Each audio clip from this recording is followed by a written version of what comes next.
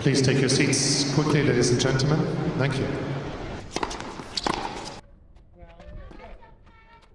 Hi guys, and welcome to 1minutetennis.com. In today's session I want to talk to you about one of the most important things that recreational players can add to their game, and that is how to watch the ball and how to read the ball.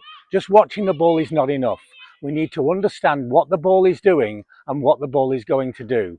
And I'm going to show you a really simple technique which, if you apply to your game, will mean that you're earlier, you hit the ball with more precision, and you make a ton less errors. So what do I mean by watching the ball correctly or incorrectly? Surely you either watch the ball or you don't. But let's look at a different scenario. Have any of you ever been in this position? You're reading a book, it's fascinating, and somebody speaks to you, and you say, "Oh, I'm sorry, I didn't hear what you said." Or you're reading a book and you're tired and it's boring, and suddenly you realize you're just looking at the page. In both instances, in both situations, you're watching the book, but one of them is useless. We have to learn how to watch the ball with intensity, and we also have to be able to predict, to extrapolate what the ball is likely to do. And to do this, we have to see the opponent, we have to see the bounce, and we have to see the contact. So the process begins with extrapolation. Extrapolation is when we see the movement or flight of an object and can predict by the data that you're receiving how that object is going to behave. So a ball that I spin this way is going to behave very differently to a ball that I spin in that direction. Now, the information is there, but most people who are watching this video, they won't be looking. So as your opponent hits the ball at the other end, if I was here and I'm hitting the ball here and I have an opponent down that end of the court, that opponent should be watching me. They should not be watching the ball, they should be watching me. You see the difference between me striking the ball this way and what they're going to receive, and me striking the ball this way and how the ball is going to behave at the other end of the court is enormous.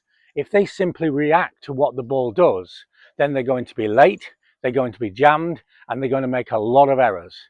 But if you can see all the information that your opponent is giving you, whether they're driving like this, whether they're slicing like this, whether they're in a difficult position, uncomfortable, or whether they're in a very comfortable position, all of this is information that your brain will naturally process to tell you how the ball is going to behave and how you should prepare and react to it. But if you're not looking, if you're just watching the ball, then you're blind. You can't see it. So the first process is that we watch the opponent. And the next process is we watch the bounce of the ball. Now, you might think you're watching the bounce of the ball, but I've got a question for you. Are you really watching it? Are you aware of the strange relationship between the shadow of the ball and the ball? Look, if I send the ball in the air here, look at the relationship between the shadow and the ball. See how there's almost a dance as they come together. If you haven't been seeing the shadow of the ball and the ball in a relationship, then you're not really focusing on the bounce of the ball. So to help you do this, I want you to say ground whenever the ball touches the ground. So first we'll watch the opponent, and then as the ball hits the ground, we use the word ground. And then the third element to watch the ball with knowledge, with intensity, and with precision is to say stroke when you actually stroke the ball. So now as I hit the ball here, I've said ground as the ball bounced, and now it's ground and stroke. And when I use the word stroke, naturally my attention will be drawn to the ball here. The ground draws my attention to the ground and the bounce, and the stroke draws my attention to the stroke. Watching the opponent hit the ball means you have the data on how the ball is likely to behave. And even if you get it wrong once or twice, because the brain is seeing the contact with the ball, it will relate the bounce that you receive to the stroke that was made. So very quickly, you'll read the ball very clearly and react to the ball with great precision.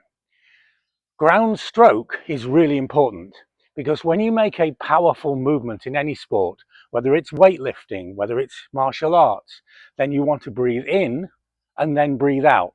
This gives an effective use of the body and also relaxation. When I say ground, when you say ground, you'll naturally breathe in. When you say stroke, This is a word that creates an exhale. So I have ground stroke, and now I have the correct breathing for relaxation and the most powerful use of the human body. Here's Diane, who's visiting us from Germany, and she's watching with great intensity as I make the strokes with excessive spin, side spin, slice, top spin. And then she's looking at the ground and using the word ground to inhale and to focus, and then using the word stroke to exhale and to see contact with the ball. So we watch the player, we watch and speak the ground, we watch and speak the stroke, and when you do this, you'll read the ball like a professional player. No longer will the ball be playing you, you will be playing the ball. If you like this or any other of my ideas, then check out our books. We have books on every aspect of the game, and the books are broken down into the science and biomechanics of the strokes, and then really simple, very clearly illustrated solutions such as this. Or join players in over 40 countries that I'm helping with one-to-one online coaching. For more information on any of this, check out the website or simply email me.